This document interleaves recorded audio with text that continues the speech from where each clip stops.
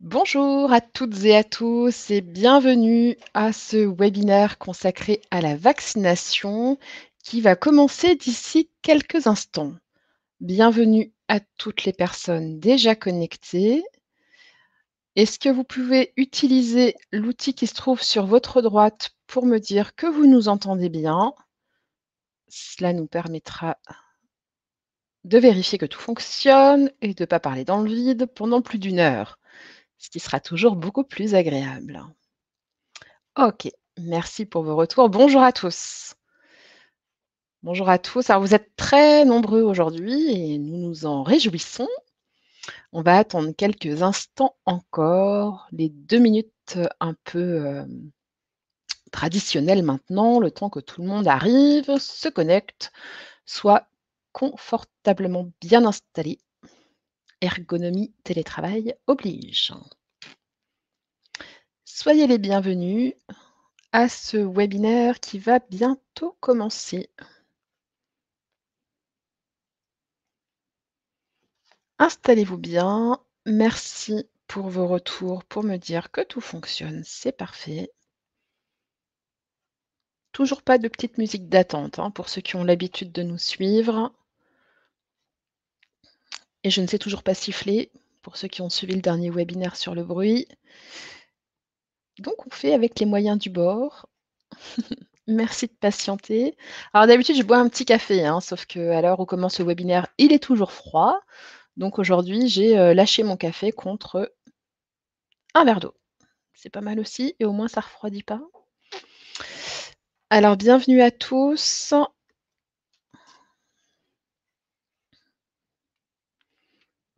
Soyez tous les bienvenus à ce webinaire qui va bientôt commencer.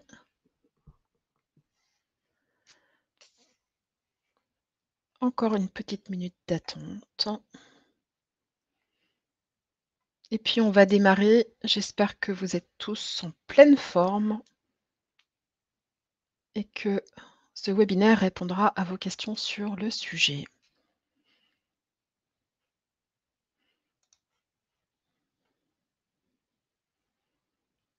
Alors bonjour à tous, bienvenue aux personnes qui arrivent à l'instant même.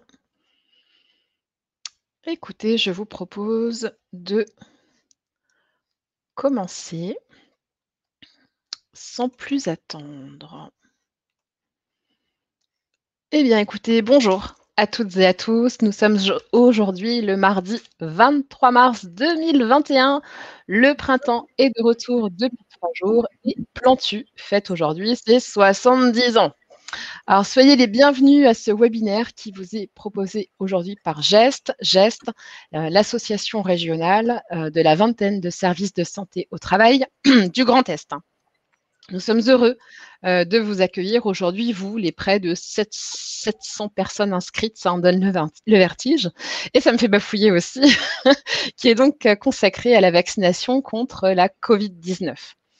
Donc ce webinaire sera aujourd'hui animé par Dr Anka Popa, médecin du travail à AST 67, Audrey Krebs, infirmière en santé-travail au STSA, service de santé au travail de Mulhouse.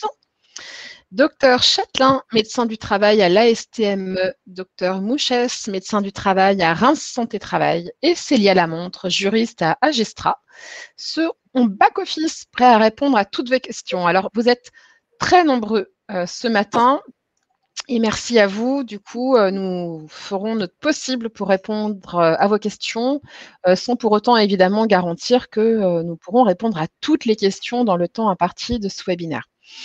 Donc, je me présente, je suis Gaëlle Faure, responsable communication à AST 67, service de santé au travail situé à Strasbourg. Alors, pour ce qui est des questions, vous avez compris, je pense, vous avez un outil sur la droite qui vous permet de poser des questions. Ces questions ne sont visibles que par vous-même et donc nos experts y répondront au fil de l'intervention. Et puis à la fin du webinaire, je me ferai la voix de quelques-unes de vos questions auprès de nos expertes. Ce webinaire devrait durer un petit peu plus d'une heure, certainement 1h15. Et le replay et le support de présentation seront disponibles sur le site internet de GEST, dont vous aurez le lien à la fin du webinaire, et puis sur les sites internet des services qui participent à cette intervention.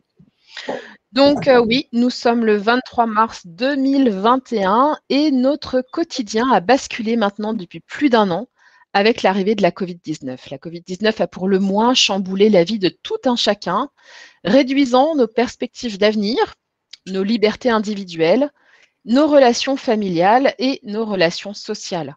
Aujourd'hui, avec l'arrivée progressive des vaccins en Europe, il devient possible de se faire vacciner et davantage prochainement avec la création de vaccinodromes. Nos experts se proposent ce matin d'aborder la vaccination et de répondre à quelques-unes de ces questions.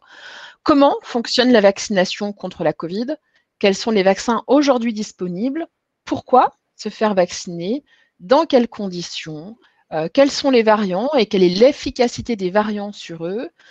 Quelle est l'action des services de santé au travail? On fera un focus santé travail pour détailler qui peut se faire vacciner, où et avec quoi. Et puis, le fil rouge de ce webinaire, c'est bien, une fois vacciné, est-ce qu'un retour à la vie, une vie meilleure est envisageable? Alors, autant vous dire que ce webinaire prend tout son sens dans le contexte qui est le nôtre aujourd'hui, notamment avec l'actualité qui n'en finit pas autour de la vaccination. Écoutez, je vous propose de commencer et je donne la parole à Audrey Krebs pour commencer sur un rapide rappel sur ce qu'est la Covid. Avec vous, Audrey, merci. Alors, on va commencer par quelques chiffres. Donc, au niveau mondial, la Covid a fait 2,72 millions de morts déjà. En France, ça représente à peu près 300 décès par jour, si on fait une moyenne sur les 7 derniers jours. 30 000 cas positifs par jour, là aussi, c'est une moyenne glissante sur les 7 derniers jours. Il y a à l'heure actuelle 6,3 millions de personnes qui ont eu une première injection de vaccin, ce qui représente pas tout à fait 12% de la population majeure. Et c'était les chiffres au 21 mars. Et environ 2,3 millions de personnes qui ont eu les 2 injections. Donc, ça représente pas tout à fait 5% de la population majeure. Un petit rappel au cas où on aurait oublié ce que c'était la Covid-19. Donc, c'est une maladie qui est due à l'infection avec le virus SARS-CoV-2. La contagiosité est très élevée. La maladie concerne toute la population. Elle se transmet notamment par voie aérienne, donc par l'émission de gouttelettes ou d'aérosols, et par voie manuportée. Et il y a une grande variété des symptômes, et ces symptômes varient aussi selon les variants, ce qui ne la rend pas simple à diagnostiquer. Le diagnostic. Alors, on détecte le virus grâce à un prélèvement nasal et c'est le test PCR qui est la méthode la plus fiable ou même la seule méthode qui permet d'être sûr qu'on a bien affaire à la Covid. Par contre, il faut retenir qu'un test PCR négatif n'exclut pas la présence du virus et donc la probabilité d'être contagieux. On parle aussi de la sérologie. Donc, si on a une sérologie positive, ça veut dire qu'on a des anticorps et ça montre soit le fait qu'on a déjà eu la maladie, soit qu'on a été vacciné. Pour l'heure, on ne connaît pas le seuil de protection contre la maladie. On ne sait pas à quel niveau d'anticorps on est protégé, s'il en faut peu, s'il en faut beaucoup. Merci Audrey. On continue avec vous sur un rappel des gestes barrières et pourquoi encore devoir les respecter. Pardon. Donc, effectivement, toujours encore. Alors pourquoi? Il y a certaines situations qui sont plus à risque que d'autres, principalement les repas, que ce soit en milieu privé ou en milieu professionnel, on l'a tous bien compris maintenant, sont les circonstances les plus fréquemment rapportées à l'origine des transmissions. Dans 37% des cas hors du domicile et 46% des cas en milieu professionnel, la personne source de l'infection était symptomatique au moment du contact infectant. Au niveau de l'aération, donc, il y a eu une analyse sur plus de 10 000 contacts uniques hors domicile à l'origine d'une infection qui montre que dans 80% des cas, ce contact a eu lieu à l'intérieur d'une pièce fenêtre fermée, dans 15% des cas à l'intérieur d'une pièce fenêtre ouverte et dans 5% des cas à l'extérieur, d'où l'importance de l'aération. Les études montrent aussi que le télétravail protège. Donc, par rapport à des personnes effectuant le même travail en bureau, il y a 24% de protection pour un télétravail partiel et 30% pour le télétravail total. Donc, les fameux gestes barrières, on va les revoir, même si on les connaît tous par cœur. Donc, on se lave régulièrement les mains. Si on n'a pas d'eau et pas de savon, on utilise une solution hydroalcoolique. On tousse ou on éternue dans son coude ou dans un mouchoir à usage unique. On se mouche dans un mouchoir, là encore à usage unique, et on le jette. On évite de se toucher le visage. On respecte une distance d'au moins 2 mètres avec les autres. On ne se serre plus la main, on ne se fait plus la bise. On porte un masque chirurgical ou un masque en tissu de catégorie 1 quand la distance de 2 mètres ne peut pas être respectée. Et on limite les contacts sociaux au maximum 6. On aère les pièces le plus souvent possible, au minimum quelques minutes toutes les heures. Et on utilise les outils numériques, notamment l'appli Tous Anti-Covid. Merci Audrey. Nous allons continuer avec Dr Popa, avec qui nous allons faire un point sur quelques mots-clés, parce qu'il est important, si on parle de vaccination, de savoir de quoi on parle exactement. C'est quoi une vaccination? C'est quoi un virus? Avec vous, Dr Popa.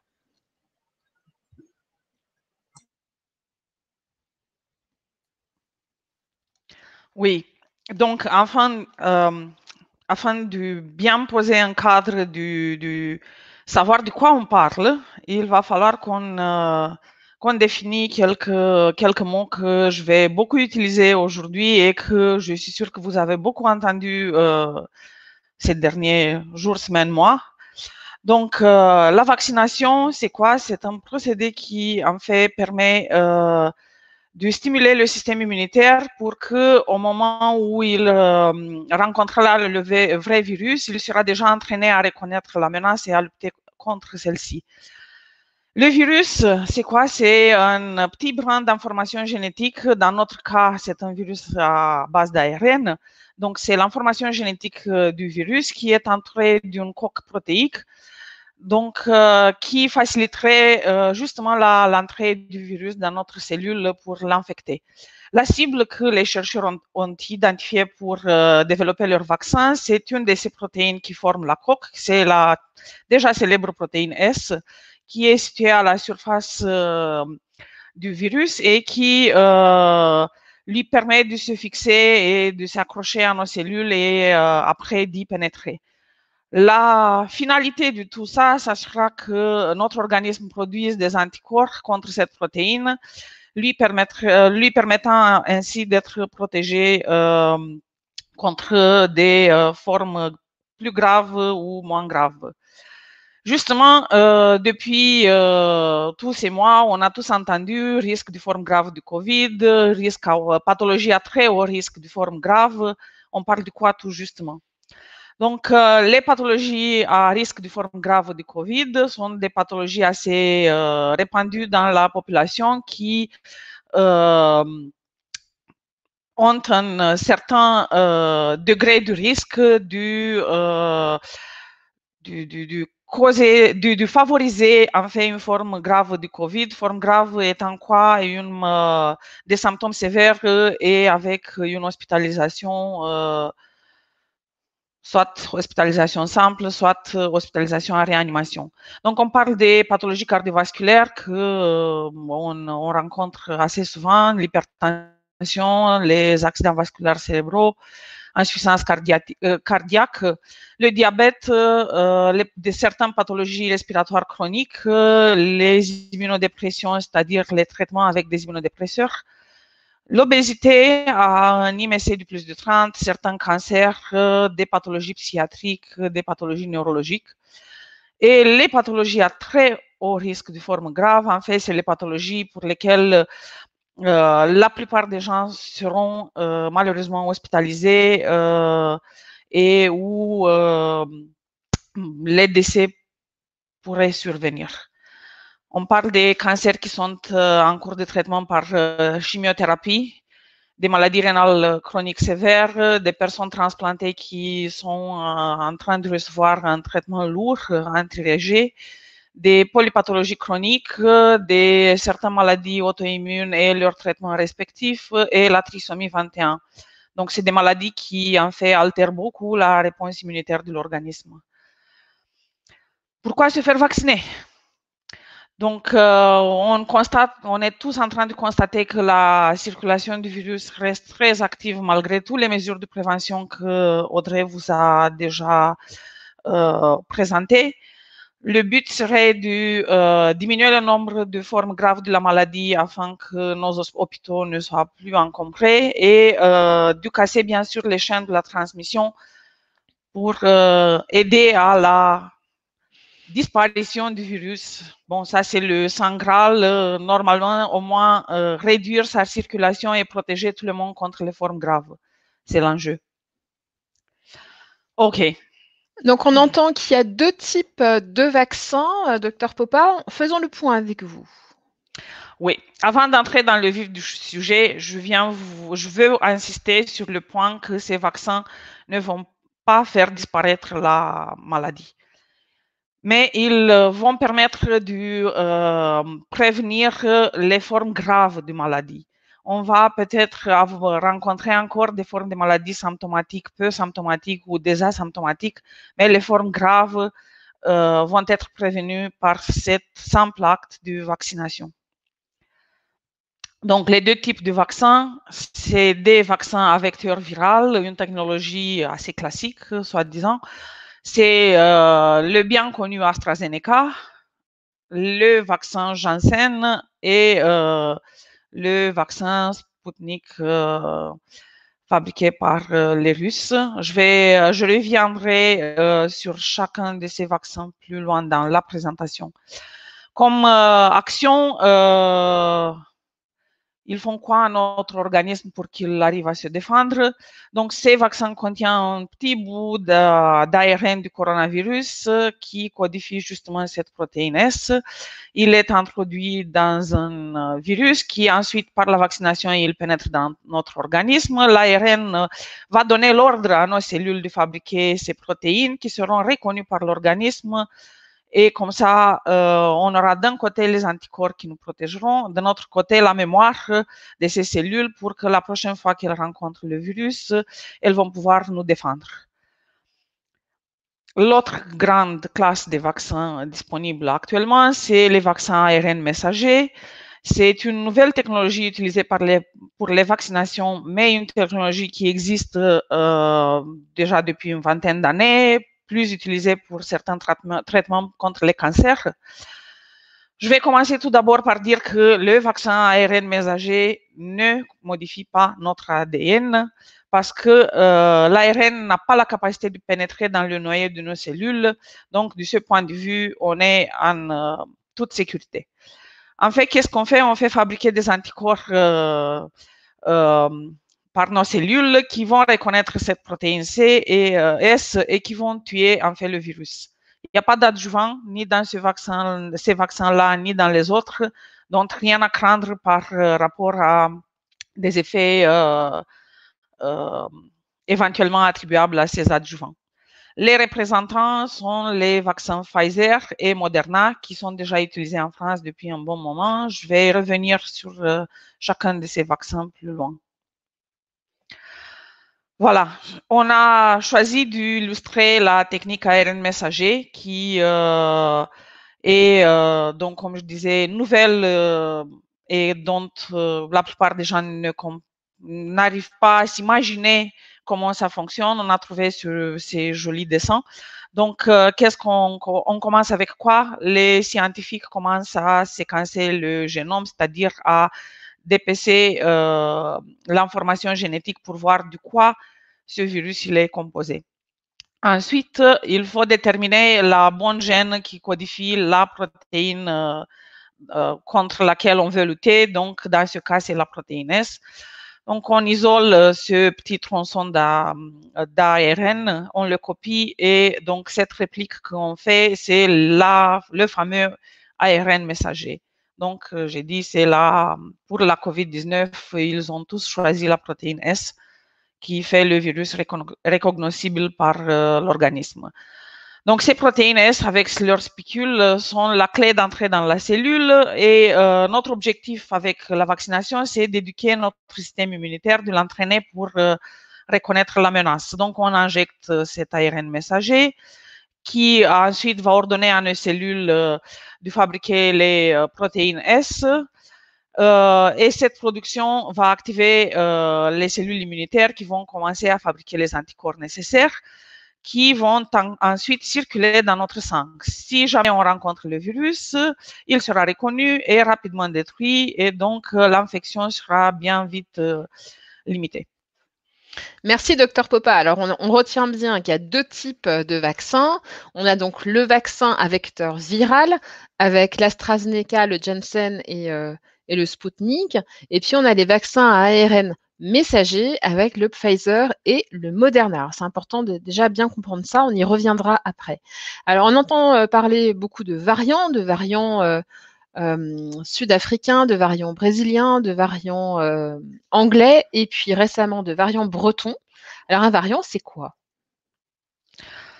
Un variant, c'est une nouvelle souche du virus qui est légèrement différente de celui d'avant, si vous voulez bien, une sorte du cousin.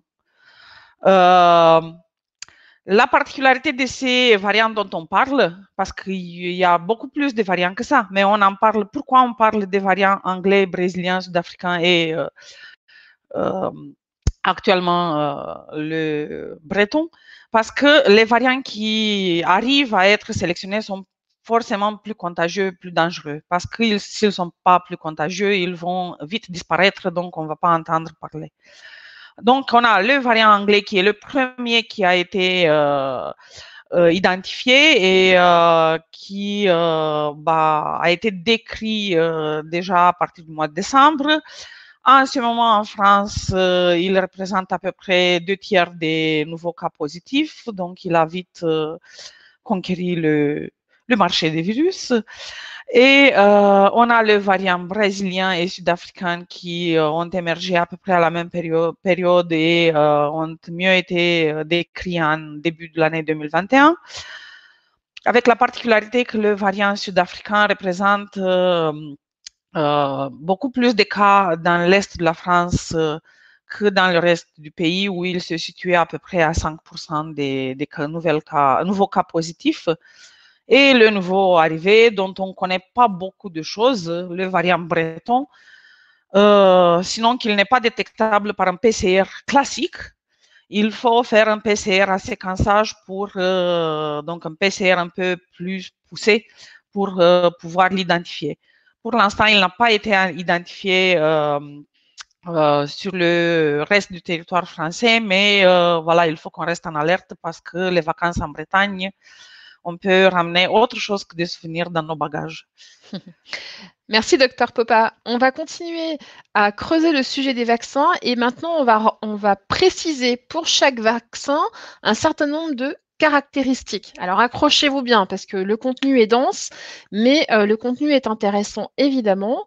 On va commencer avec le vaccin AstraZeneca. Oui, on a choisi de faire des petites cartes de visite pour chaque vaccin pour que leurs caractéristiques, leurs différences, leurs similitudes soient mieux mises en évidence. On va commencer avec l'AstraZeneca, qui est le vaccin très célèbre dernièrement parce qu'il a fait beaucoup parler de lui. Toutes les polémiques des 2 dernières semaines, je pense que tout le monde a entendu de ce vaccin. Et en plus, c'est le vaccin que nous, à la médecine du travail, pour l'instant, on est autorisé à utiliser, mais ça, vous verrez un peu plus tard comment on va faire ça. Donc, le vaccin AstraZeneca, elle fait partie de la classe des vaccins à vecteur viral. Il est destiné à qui? Donc, après tous les rebondissements, il est finalement destiné aux personnes qui ont entre 55 et 74 ans et un risque de forme grave du COVID ou une pathologie à très haut risque de forme grave. Et pour les personnes qui ont plus de 75 ans et qui vivent dans des établissements pour personnes âgées ou ils vivent à domicile. Pour l'efficacité, parce qu'on a beaucoup entendu les données d'une étude menée en Écosse sur la population vaccinée en conditions réelles montrent qu'il est efficace sur les variants anglais. Concernant les variants sud-africains et brésiliens, l'efficacité est un peu limitée pour les formes légères et les formes modérées, mais c'est une meilleure efficacité pour les formes sévères, c'est-à-dire que il transformerait en fait les formes sévères dans des formes légères ou modérées, ce qui, bien sûr, réduit beaucoup les risques d'hospitalisation ou, dans les cas trop graves, passage au réa ou éventuellement décès. Quant aux effets indésirables dont on a beaucoup entendu la dernière semaine, étant donné que ce vaccin a été un peu suspendu d'utilisation et l'Agence européenne du médicament a bien enquêté sur ces effets indésirables. Au 19 mars, en France, on recensait 4184 cas déclarés pour plus d'1 million de vaccinations, dont 29% des effets dits graves. C'est quoi dits graves? C'est le plus souvent des syndromes pseudo-grippaux qui persistent jusqu'à 36 heures. Quelques cas de troubles de rythme cardiaque ou des poussées hypertensives et bien sûr les caillots sanguins, les thromboses. En ce moment, il y a 4 cas de thrombose multiple en France pour 1 million de vaccinations. Il y a un 4e qui a été publié ce matin. Et en Europe, il y a entre 25 et 30 cas d'événements thromboemboliques pour 8 millions de vaccinations.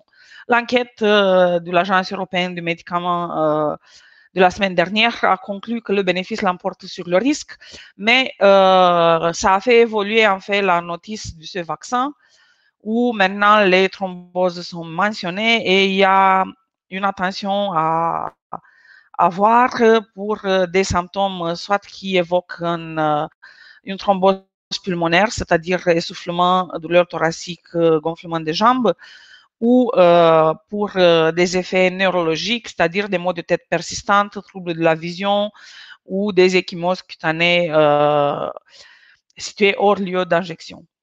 Donc, actuellement, le protocole suppose 2 injections à 12 semaines d'intervalle. Et ce vaccin, il est disponible en France. Ça dépend bien sûr de l'approvisionnement, du rythme de production et de livraison, comme tous les autres d'ailleurs. Alors, merci pour ce point sur l'AstraZeneca. On va continuer avec le 2e vaccin à vecteur viral, le Janssen, de chez Johnson & Johnson. C'est le nouveau arrivé dans l'arsenal thérapeutique européen. Il a reçu il y a 2 semaines l'autorisation de mise sur le marché européen. En France, la HAS a déjà élaboré des recommandations par rapport à son utilisation, mais il n'est pas encore compris dans le schéma la stratégie vaccinale gouvernementale en France. On est en attente du décret en fait qui va justement lui fixer la place. Selon les données disponibles au niveau européen, il est destiné aux personnes de 18 ans et plus et grâce au fait qu'il est facile à administrer, facile à conserver, il serait mieux qu'il soit utilisé pour les publics les plus éloignés du système de santé, ceux qui sont en situation de précarité économique, sociale ou personnes qui sont en situation de handicap ou ont des difficultés pour se déplacer dans un centre de vaccination. Donc, ça va être une stratégie du type aller vers. Quant à l'efficacité, on n'a pas vraiment des données concluantes sur l'efficacité sur le variant anglais, mais étant donné qu'il a beaucoup été testé dans l'Afrique du Sud et au Brésil, on sait qu'il est bien efficace sur les 2 variants mentionnés. Quant aux effets indésirables, pour l'instant, on sait qu'il donne des syndromes pseudo-grippaux, mais rien de plus que ça. On n'a pas encore toutes les données disponibles. L'avantage majeur de ce vaccin, c'est qu'il nécessite une seule dose. Donc, plus de rappels à faire, plus de rendez-vous à se souvenir. C'est une dose, c'est bon et c'est parti pour la nouvelle vie. Et comme je disais, il n'est pas encore disponible en France. S'il sera mis dans la stratégie gouvernementale, ensuite la disponibilité, ça sera, les premières doses arriveront en France fin avril, début mai. Ok, merci. On continue toujours avec les vaccins, sans faire de jeu de mots, à vecteur viral. Et un petit mot rapide sur le Spoutnik. Bon, le Spoutnik, c'est le vaccin qui a été développé par des chercheurs russes de l'Institut Gamaleya. On n'a pas vraiment beaucoup de données disponibles. On a les données communiquées par les autorités russes qui donnent une efficacité avoisinant les 91%. Par contre, on ne sait pas sur quelle souche, si c'est le virus classique qui circulait en début de l'année dernière ou si c'est les variants. On ne sait pas beaucoup sur les effets indésirables. On sait qu'il comporte 2 injections à un intervalle allant entre 14 et 28 jours, on ne sait pas exactement. Donc, beaucoup d'interrogations, beaucoup d'inconnus sur ce vaccin. Il est en étude auprès de l'Agence européenne du médicament. Voilà ce que je peux vous dire sur Sputnik. Ok, merci. Alors, on récapitule. On vient de faire le tour des vaccins à ARN dis donc, je m'y perds moi-même.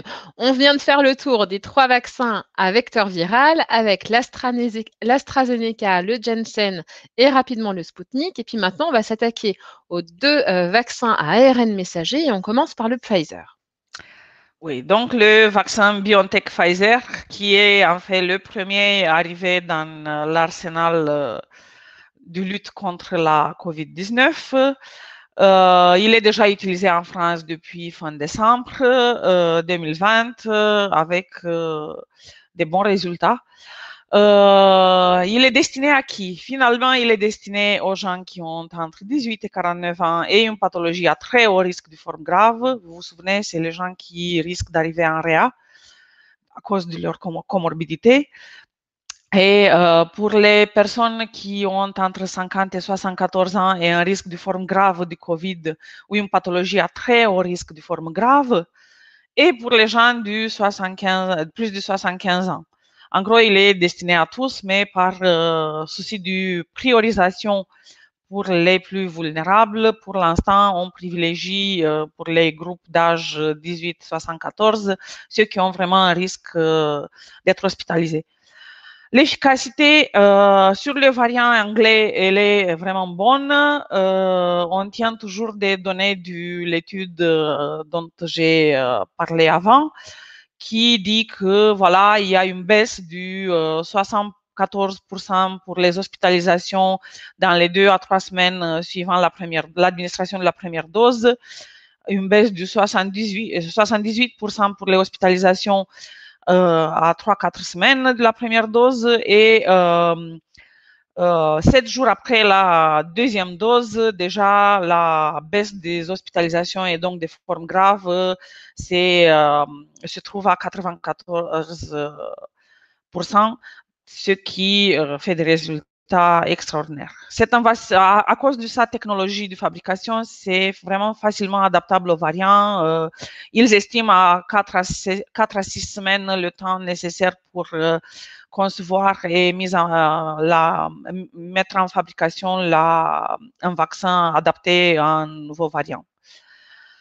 Quant aux effets indésirables, donc, on a presque 9850 presque effets indésirables déclarés pour plus de 5 300 000 vaccinations, dont 22% d'effets dits graves. C'est quoi un effet grave pour Pfizer? C'est un syndrome pseudo-grippal qui est plus souvent après la deuxième dose, quelques cas de zona, hypertension artérielle, troubles du rythme cardiaque, complications diabétiques.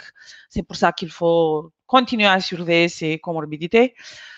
Et par contre, Pfizer aussi a quelques cas de thrombopénie qui ont été signalés, dont un cas qui a récidivé après l'administration de la deuxième dose et 94 cas d'hypersensibilité principalement après la première dose, donc réaction allergique forte.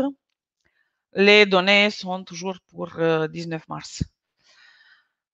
On le donne en 2 injections, spacées du 28 jours intervalle pour la population générale et du 21 jours pour les personnes âgées hébergées. Pourquoi? Parce qu'ils sont plus à risque du contagion, étant donné la promiscuité qui existe dans leur lieu de vie. Donc, on a préféré aller immuniser plus vite pour casser les chaînes de contamination dans les EHPAD ou les unités du soin de longue durée. Ce vaccin, il est disponible.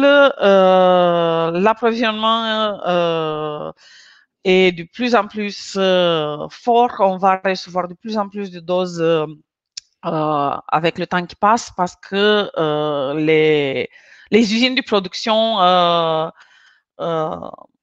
ont augmenté leur production pour pouvoir livrer. Une belle perspective. On continue avec le second vaccin à ARN messager, le Moderna. Oui, le Moderna utilise la même technologie que le Pfizer. C'est le deuxième vaccin qui est arrivé en France. Il est destiné toujours aux mêmes catégories que le vaccin Pfizer, donc entre 18 et 49 ans et une pathologie à très haut risque de forme grave, entre 50 et 74 ans et un risque de forme grave du Covid, une pathologie à très haut risque de forme grave, et pour les personnes âgées de plus de 75 ans. On a eu jusqu'à maintenant moins de vaccins Moderna arrivés en France. Les perspectives sont pour une augmentation de dotation pour ce vaccin aussi. Il est efficace sur les variants anglais. On manque vraiment de données de vie réelle sur les autres variants. On a quelques données au labo, mais on n'a pas, comme pour les autres vaccins, des données de la vaccination pure et dure. Quant aux effets indésirables, donc on voit qu'on a eu moins de doses. Il y a 323 000 vaccinations qui ont été effectuées avec le vaccin Moderna et on recense 377 cas déclarés, dont 16% dites graves, c'est-à-dire des réactions retardées locales non graves, c'est-à-dire douleur au siège de l'injection, rougeur, démangeaisons, et quelques rares cas d'hypertension artérielle, d'arythmie et de zona. Il est toujours appliqué en 2 injections à 28 jours d'intervalle pour tout le monde cette fois-ci. Et donc, comme je disais, la disponibilité, c'est en fonction de la fabrication, de livraison. Et il est aussi facilement adaptable aux variants. Ok, merci. On fait un petit comparatif Pfizer-Moderna. Ok, on a donc un petit topo entre deux vaccins qui utilisent la même technologie et qui ont été en fait les premières arrivées en France. On voit que le taux d'efficacité est sensiblement le même et très haut. Par contre, ce qui les rend un peu plus difficile à déployer sur une large échelle, c'est la conservation et les problèmes de logistique que cette conservation pose. On ne peut pas utiliser nos frigos. Il faut utiliser des congélateurs spéciaux qui ont été vraiment conçus pour ça. C'est pour le Pfizer, c'est le stockage entre moins 70 et moins 80 degrés. Pour Moderna, entre moins 20. Ensuite, il est décongelé et on a une période assez courte de temps pour les utiliser, notamment 5 jours pour Pfizer et 1 mois pour Moderna si les vaccins sont conservés entre 2 et 8 degrés, donc au frigo normal. Le délai entre les 2 injections, donc on voit qu'on est sur le même délai pour la population générale et pour le Pfizer, on a les 21 jours pour la population âgée hébergée dans les unités du soin. Ok, on continue avec un comparatif, cette fois-ci d'efficience, entre Pfizer et AstraZeneca qui utilisent donc 2 technologies différentes. Oui, j'ai choisi de présenter cette diapo parce qu'on a beaucoup entendu sur l'efficacité d'un vaccin ou d'un autre. Donc, c'est une étude qui a été menée en Écosse sur les gens vaccinés. Ce n'est pas une étude de laboratoire, c'est une étude dite du prospectif du cohorte. Donc, on a analysé les gens au fur et à mesure qu'ils se faisaient vacciner et on regardait le taux d'événements indésirables, c'est-à-dire hospitalisation en forme grave, pour les deux populations. On a en bleu le Pfizer et en orange l'AstraZeneca. Qu'est-ce qu'on voit? On voit que tout de suite après la vaccination, très bizarrement, par rapport à ce qu'on entend dans les médias, AstraZeneca a une bonne efficacité pour prévenir les formes graves et que cette efficacité augmente. On n'a pas la deuxième dose. Pourquoi? Parce que le Royaume-Uni a décidé d'espacer plus les doses. Donc, voilà, on a un suivi qui va jusqu'aux 28 jours. Mais en tout cas, sur le variant anglais, parce qu'il faut dire ça, l'AstraZeneca est vraiment bien efficace. Comme on a 66% du variant anglais en ce moment en France, voilà. Je ne vais pas dire que Pfizer n'est pas efficace. Oui, il est efficace. En fin de compte, tout vaccin qu'on a en ce moment, comme je disais, les vaccins sont efficaces pour les formes graves et c'est le plus important en fait. Parce que si on fait un petit rhume qui dure 3-4 jours, ça va, on va survivre comme on a survécu jusqu'à maintenant. Mais une forme grave, ça risque de nous laisser des séquelles. Merci, docteur Popa.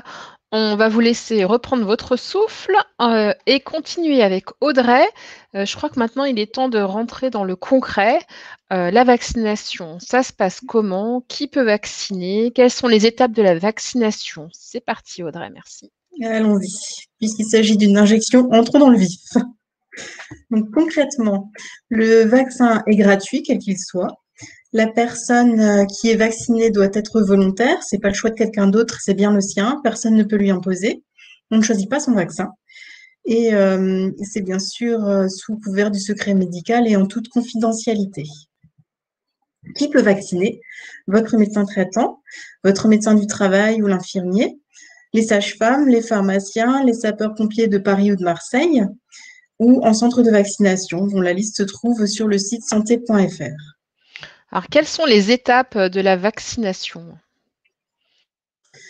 Alors, tout d'abord, pour pouvoir être vacciné, il faut être éligible. Donc, on l'a vu tout à l'heure, il y a des conditions d'âge et de pathologie ou de profession aussi, il y a certaines catégories de professionnels. Il ne faut pas présenter de contre-indications. Par exemple, il ne faut pas avoir eu d'allergie grave aux composants des vaccins auparavant. Le consentement Le consentement, donc il y a une information claire et loyale. Le salarié doit être informé des effets indésirables. Et une fois qu'on a tout ça, on peut passer à l'acte vaccinal. Donc, c'est une intramusculaire dans le muscle deltoïde, donc rien de très nouveau là-dedans.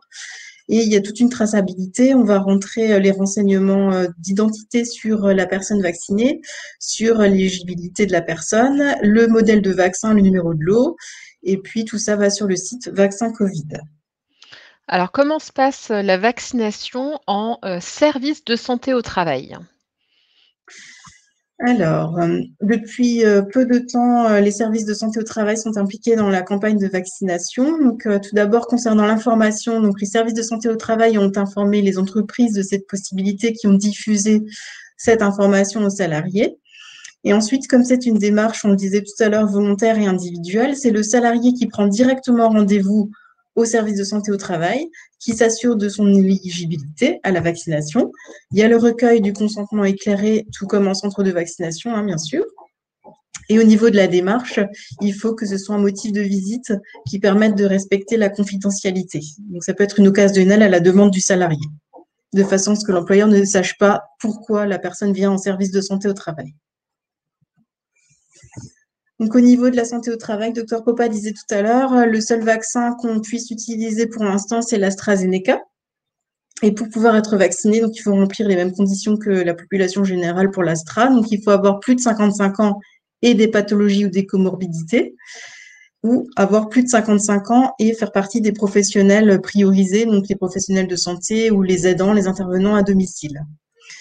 Et il va de soi qu'on respecte la confidentialité et que les vaccinations se font en toute sécurité. Alors, est-il possible de se faire vacciner en entreprise? C'est une question qui revient régulièrement. Oui, on a aussi eu quelques demandes. Alors pour l'instant, c'est pas encore possible parce que du fait de la priorisation de certains types de personnes et de certaines pathologies, c'est compliqué de respecter la confidentialité. Donc tant que la vaccination n'est pas accessible à tous, c'est très compliqué. Donc dans l'immédiat, si vous souhaitez organiser une campagne en entreprise, il faudra contacter votre médecin du travail qui réfléchira avec vous à la faisabilité de la campagne en entreprise. En sachant que c'est toujours pareil, il faudra les salariés volontaires et un mode d'organisation qui permette de respecter la confidentialité. Merci Audrey pour ce focus pratico-pratique. On va continuer maintenant avec Dr Popa. On va faire là le jeu des questions-réponses et je pense que ça va répondre à un certain nombre des questions que vous nous avez posées durant l'intervention, ce qui ne doit pas vous empêcher de continuer de poser des questions, évidemment. Alors, on y va pour la première question. Dr Popa, quel vaccin est le plus efficace? Bon, je viens déjà de dire que tous les vaccins sont efficaces sur les formes graves. Donc, c'est ce qui en fait il faut retenir. Il faut bien avoir en tête qu'il n'y a pas le vaccin le plus efficace et le mieux, c'est celui qu'on peut avoir. Voilà, en ce moment.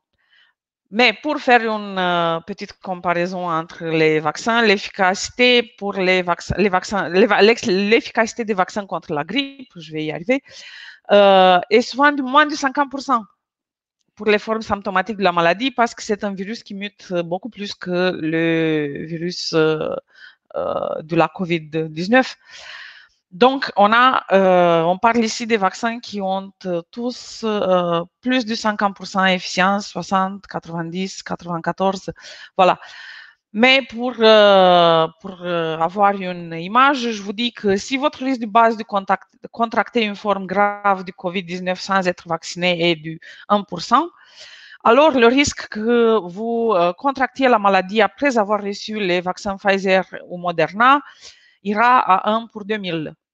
Et après avoir reçu le Johnson Johnson, il sera du 1 pour 666. À mon avis, c'est une belle motivation pour vous faire vacciner, si ce n'est pas déjà fait. Alors, on continue. J'ai déjà eu, avec la deuxième question, j'ai déjà eu le Covid. Est-ce que je peux me faire vacciner? Oui. Vous pouvez bien sûr vous faire vacciner. Il est même recommandé de vous faire vacciner. Vous pouvez échanger avec votre médecin traitant sur ce sujet. Bon, c'est pas obligatoire, mais vous avez tout à fait le droit de vous informer de toute source de confiance. Il faut attendre à peu près 6 mois après la fin des symptômes avant d'être vacciné afin que vous ayez une protection définitive parce que qu'est-ce qui va se passer? Votre maladie en fait va faire office de la première dose, donc vous allez avoir besoin d'une seule dose pour rappeler à l'organisme que le grand méchant c'est le virus et ensuite voilà, vous allez être protégé contre une nouvelle forme grave. Ok, merci, on continue. Alors, j'ai déjà eu le Covid, toujours. Est-ce que je peux l'avoir à nouveau? Oui, malheureusement, c'est possible. C'est très rare pour l'instant documenté et c'est surtout à cause du variant, c'est-à-dire on a vous avez déjà eu la maladie, le virus classique qui avait circulé il y a 5, 6, 7 mois. Et maintenant, vous l'attrapez à nouveau, mais c'est très probablement un variant qui circule. Il a été mis en évidence par les chercheurs que c'est pour les personnes plus âgées que ce risque il est plus grand, mais on ne sait pas exactement. Je dirais pas que si vous êtes jeune et vous avez eu la COVID, que maintenant vous pouvez vivre sans aucun souci parce que vous êtes protégé. Les études montrent que nous serions protégés pendant au moins 3-4 mois après la maladie par les anticorps qu'on a développés déjà, mais ça reste encore à préciser. Ok, on continue. Est-ce que je dois me faire tester avant d'être vacciné? Non, ça n'a aucun intérêt. On se fait tester si on a des symptômes ou si on a été contact. Donc, si vous êtes cas contact récent, la vaccination devrait être repoussée et vous devrez réaliser un test à la fin de votre période d'isolement pour confirmer ou pas l'infection. Si le test est négatif, la vaccination pourra avoir lieu si vous êtes bien sûr sur la liste prioritaire à la vaccination. Si vous vous faites toutefois vacciner et une infection incipiente, elle existe, vous risquez d'avoir des effets indésirables liés à la vaccination d'une intensité plus forte à cause du fait que votre système immunitaire va lutter sur deux fronts, d'un côté le vaccin, de l'autre côté la maladie. Ok, merci. On continue. Est-ce que j'ai besoin d'une ordonnance pour me faire vacciner? Non, pas obligatoire, pas nécessairement. Il faut toutefois penser à apporter les documents médicaux concernant vos allergies, et on verra plus loin pourquoi, et la liste des médicaments avec lesquels vous êtes traité. Si jamais vous avez une ordonnance ou un certificat qui précise votre comorbidité, c'est déjà mieux. Et si votre médecin traitant vous fait déjà le certificat d'éligibilité, c'est encore mieux. Mais, je répète, pas obligatoire. Ok, merci. Je tiens à préciser que la question suivante est une question d'école. Donc, si la famille m'écoute, non, je ne suis pas enceinte. Mais si je suis enceinte, est-ce que je peux me faire vacciner? Bon, il n'y a pas de contre-indication de se faire vacciner pour les femmes enceintes ou allaitantes, mais ce serait évalué au cas par cas, d'autant plus si vous présentez une comorbidité ou si vous êtes susceptible d'être en contact avec des personnes positives du COVID-19 du fait de votre activité professionnelle. Et comme j'ai dit, la technologie pour un vaccin, étant donné que c'est la première fois qu'elle est utilisée, on ne sait vraiment pas exactement, mais les études faites depuis l'été, quand les premiers tests sur les vaccins ont commencé, ne montrent pas un danger supérieur pour les femmes enceintes, mais on applique toujours le principe de précaution, donc on vaccine si vraiment le risque il est très important. Je vous conseille de parler avec votre médecin, votre sage-femme ou votre gynécologue pour vraiment évaluer la balance bénéfice-risque de votre vaccination. Merci.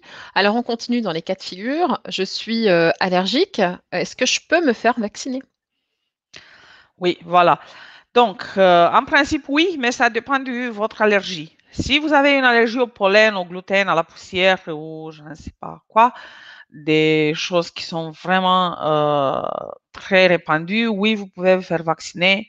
Il n'y aura pas de problème supplémentaire. Par contre, si vous avez déjà fait une réaction allergique sévère, et quand je parle sévère, je parle des symptômes qui vous ont peut-être amené à consulter un médecin ou aller aux urgences, un autre vaccin ou un autre médicament, le conseil, c'est de demander d'abord l'avis d'un allergologue sur la substance pour voir exactement s'il risque d'avoir une réaction croisée entre une substance et un des excipients du vaccin. Voilà. Merci, on continue. Cette question est venue plusieurs fois durant l'intervention. J'ai eu une première injection d'AstraZeneca. Est-ce que je peux avoir une deuxième injection d'un autre vaccin? Oui, le grand sujet du jour depuis que le AstraZeneca n'est plus conseillé aux gens du moins de 55 ans, qui sont en gros la plupart de ceux qui ont déjà reçu une injection avec AstraZeneca. Donc, cette question a toute son pertinence et voilà, je n'ai pas une réponse. En fait, à l'heure actuelle, vous ne pouvez pas panacher des vaccins. On est en train de voir, il y a des études qui se font par rapport à la possibilité d'administrer un rappel ARN messager. Dans l'étude dont je parle, c'est le Pfizer qui est concerné, aux personnes vaccinées avec une première dose d'AstraZeneca. C'est en fait l'université d'Oxford qui a développé d'ailleurs ce vaccin AstraZeneca qui est en train de mener cette étude. On attend voir qu'est-ce qu'ils disent. Pour l'instant, revenons en France parce qu'on vit en France et donc on est vacciné selon la stratégie de vaccination française. La Haute Autorité de Santé qui donne les conseils médicaux est en train d'étudier la question et d'élaborer une recommandation pour ces personnes-là. On n'est pas en crise du temps. Il faut que je vous rappelle, on a encore à peu près 1 mois jusqu'à ce que les premiers rappels vont tomber du fait de l'espacement entre les 2 doses. Donc, restez accrochés, on va avoir la réponse sous peu. Merci, on reste accroché et on continue. Si je veux me faire vacciner par mon service de santé au travail, est-ce que je peux m'absenter durant les heures de travail? Oui, si vous faites le choix d'être vacciné par votre service de santé au travail, vous allez en fait avoir une visite à la demande du salarié. Et donc, en conformité avec le code du travail, votre employeur doit vous libérer pour avoir cette visite à la demande à votre demande auprès du médecin du travail. Vous n'avez pas besoin d'un arrêt de travail et votre employeur donc ne doit pas être informé sur le vrai motif de cette visite. Rien ne vous empêche de lui dire.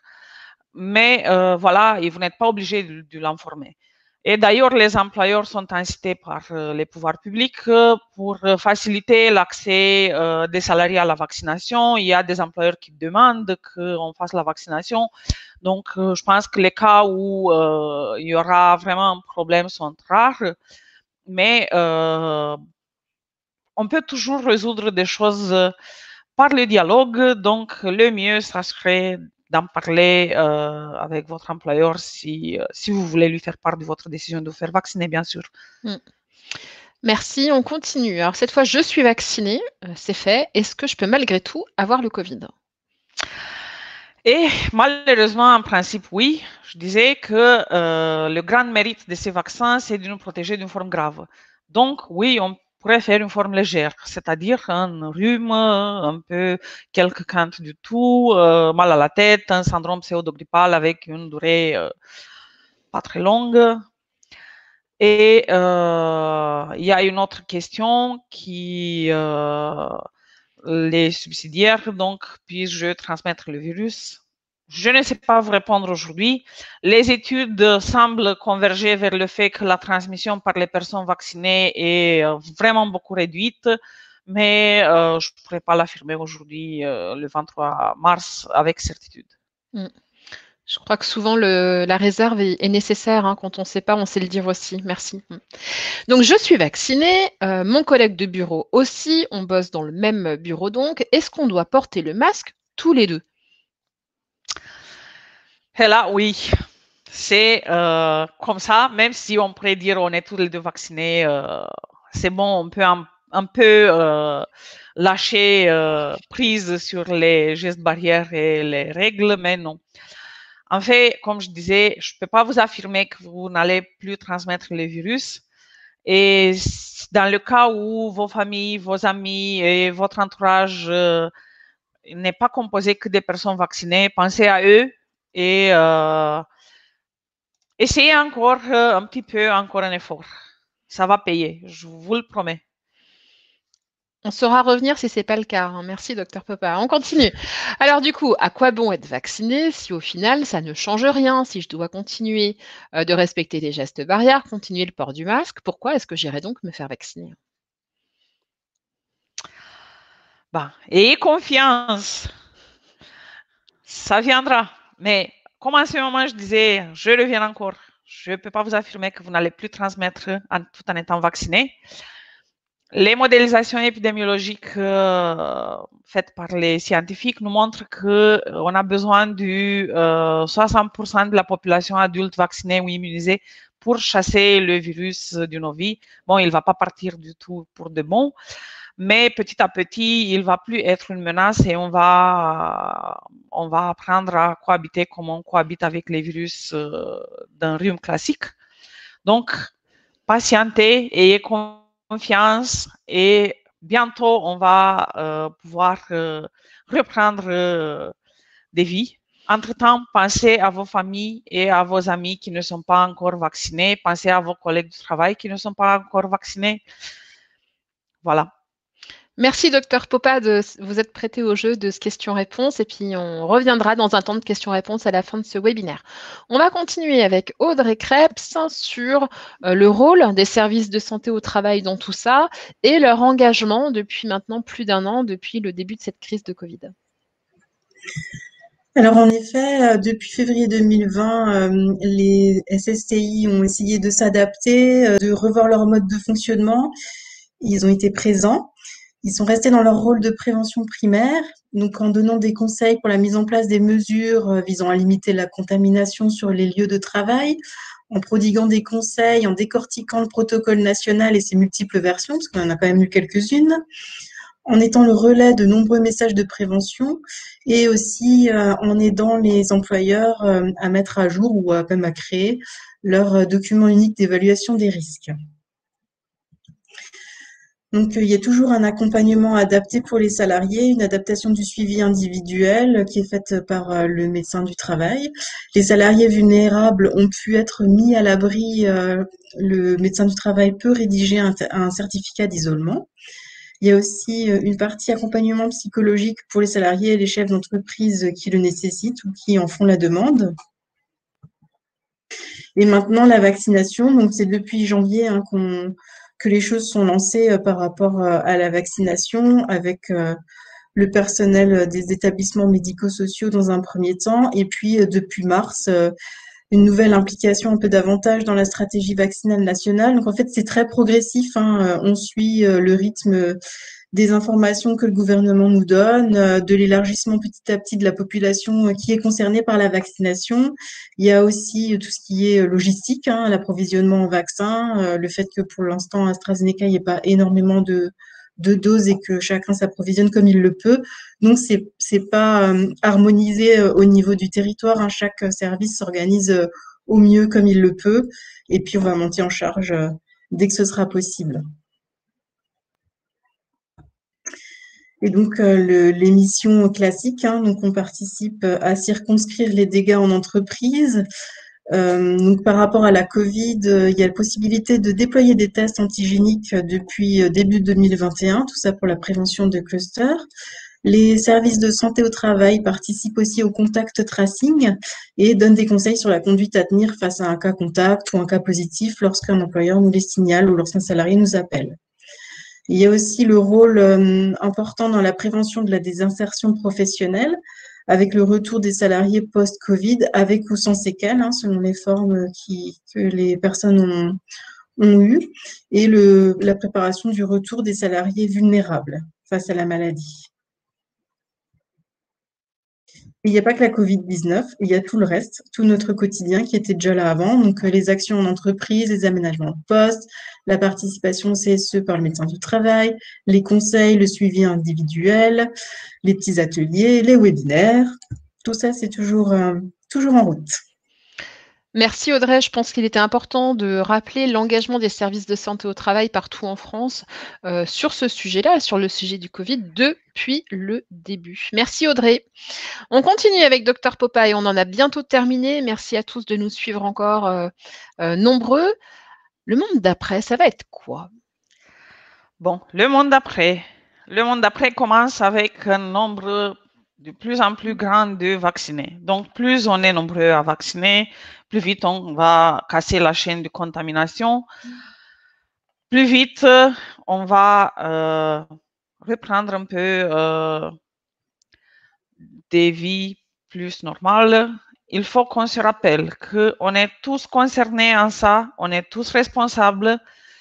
On peut tous faire quelque chose pour freiner cette épidémie. On peut tous faire quelque chose pour retrouver nos vies d'avant. Mais en mieux, j'aime finir sur une note optimiste. Accrochez-vous, patientez encore un peu parce que ça va venir tout ça. On va à nouveau revoir nos amis, nos familles sans limite. On va à nouveau pouvoir sortir, profiter de la convivialité, profiter du tout ce qu'on a mis en attente depuis le mois de mars dernier. Je suis sûre, je crois, ça reviendra. Donc, voilà, on y croit. Merci pour cette note d'optimisme, ça nous fait du bien. Alors, je vous ai envoyé quelques sondages à côté de l'onglet questions qui vous a beaucoup servi pendant ce webinaire et merci à vous de l'avoir utilisé. Ce petit sondage qui nous permet d'évaluer la qualité de ce webinaire sur la vaccination et puis d'améliorer les prochains. Alors, de nombreuses ressources sont disponibles sur les sites internet des services de santé au travail. Quasiment tous aujourd'hui ont une rubrique dédiée au Covid et mènent une actualité notamment sur la vaccination. Donc, n'hésitez pas à les consulter. Et puis, si vous voulez en savoir plus sur la vaccination, on vous a mis ici un lien pour en savoir plus. Vous allez retrouver le support de cette intervention sur le site associationgeste.org et vous allez tous recevoir le replay par mail. Alors, vous avez été nombreux, vraiment très, très nombreux, à nous poser beaucoup de questions. Et alors, je vais me faire l'écho de quelques-unes de ces questions auprès de nos expertes. Est-ce qu'on va devoir se faire vacciner tous les ans, comme pour la grippe, par exemple? C'est une bonne question. La réponse la plus honnête que je peux vous donner aujourd'hui, c'est qu'on ne sait pas. Mais il n'est pas exclu que vers la fin de l'année, on fasse un rappel, éventuellement avec un vaccin légèrement modifié qui couvre des variants. Mais vraiment, en ce moment, tout ce qu'on sait, c'est que les gens qui ont commencé à être vaccinés en juin, juillet dernier, quand les premières études ont commencé, ont encore des anticorps. Donc, on y croit. Question qui est revenue souvent aussi, quelle est la durée, le temps d'efficacité de ce vaccin? On est protégé combien de temps? Ça rejoint déjà la question précédente. On Ouais. ne sait pas. Pour l'instant, on sait que donc depuis juin et jusqu'à maintenant, c'est quoi? C'est 9 mois. Donc, on sait que 8-9 mois, oui, on est protégé. Il y a certains chercheurs et certains fabricants des vaccins qui affirment qu'ils donnent des efficacités sur 2 ans, 5 ans, 8 ans. On ne peut pas savoir. On ne peut pas comprimer en fait le temps pour faire une simulation pour savoir. On peut extrapoler pour autre chose, mais pas pour les vaccins Pfizer et Moderna. Pour les autres, voilà, on ne sait pas. Alors, autre question, on parlait tout à l'heure d'effets indésirables suite à la vaccination. Combien de temps arrive-t-il après la première injection? En parlant des effets indésirables classiques classiques, soi-disant, le syndrome pseudo-grippal, c'est à partir du 6 heures et jusqu'à 24, 36, maximum 48 heures. Pour les effets du type hypertension ou troubles du rythme cardiaque, c'est normalement les 3-4 premiers jours. Attention par rapport au sujet de la semaine dernière, les thromboses dans le cas du vaccin AstraZeneca, ils sont cités les effets entre 4 et 16 jours après l'injection du vaccin. Donc voilà, faites attention, surveillez-vous si jamais vous avez des maux de tête persistants qui ne cèdent pas en paracétamol et troubles de la vision, d'essoufflement, douleurs thoraciques, douleurs des jambes, gonflement des jambes ou je ne sais pas quoi. En tout cas, à tout signal d'alerte, contactez votre médecin. Ok. Je vais finir avec cette dernière question parce que il faut finir avec une dernière question. Est-ce que les enfants seront concernés par cette vaccination? Pas pour l'instant. Il y a cependant des études sur Pfizer et sur Moderna aux États-Unis par rapport à la vaccination des enfants. Il faut savoir qu'il y a des pays qui ont autorisé l'utilisation du Pfizer et Moderna à partir de 16 ans. Ce n'est pas le cas de la France. Donc, il y a des études en cours. Je pense que d'ici 2 à 3 mois, on va avoir la réponse pour voir si le vaccin est vraiment efficace d'un côté et d'un autre côté sans danger pour les enfants parce que, n'est-ce pas, on ne veut pas les mettre en danger. Le but, c'est de les protéger. Oui. Eh ben, merci Dr Popa et merci Audrey Krebs pour votre super intervention. Je crois qu'on a répondu à beaucoup de questions, en tout cas je l'espère. Pour les personnes qui ont encore des questions en suspens, on va essayer d'y répondre malgré la fin de ce webinaire. Merci à toutes et à tous d'avoir participé, d'avoir posé vos questions. Merci à nos experts de l'ombre, Dr Mouchès, Dr Châtelain et Célia Lamontre. Et merci aux communicants, ces professionnels de l'ombre qui font que vous êtes au courant qu'il y a un webinaire qui se passe ici et maintenant. Et merci à Justine Chalon pour la mise en forme de ce PowerPoint. Parce que c'est pas toujours facile de vulgariser un sujet aussi complexe, et donc le graphisme y est pour beaucoup aussi, et on n'en parle jamais, donc c'est l'occasion aujourd'hui. Et merci à tous, continuez de prendre soin de vous. On a dit, on respecte les gestes barrières, on porte le masque, vacciné ou pas vacciné, même punition. Merci à vous, prenez soin de vous, et bonne semaine. On y croit. Et on y croit. Vivement la vie d'après. Oui. Au revoir. Au revoir.